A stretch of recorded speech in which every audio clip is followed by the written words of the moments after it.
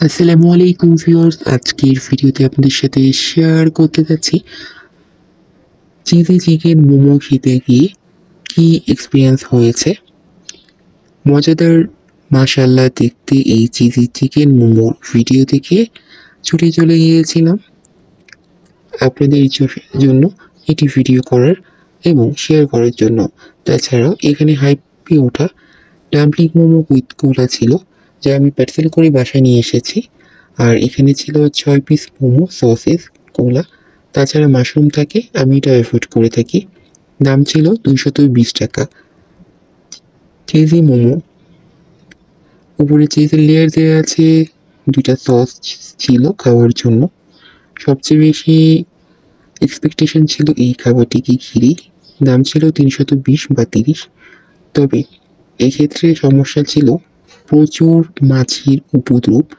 বিকালের সময় গিয়েছি, কারণ সন্ধ্যার পর এই দোকানে প্রচুর ভিড় হয়ে থাকে। এক্ষেত্রে বসার জন্য এখানে পর্যাপ্ত স্পেস নেই, আপনাকে রোড সাইডে বসে খেতে হবে। আর এই দোকানে প্রচুর মানুষের সমাগম হয়, বিভিন্ন ধরনের খাবার আইটেম আছে। এই যে টুলগুলো দেখতে পাচ্ছেন, এখানে বসে খেতে হবে। মিট অ্যান্ড মাছ, যা লালবাগ কেল্লার দ্বিতীয় গেটের অপোজিট পাশেই রয়েছে। আর 320 বা 30 টাকা আমার সম্পূর্ণই লস, কারণ মোমোতে ছিল প্রচুর পরিমাণ সল্ট।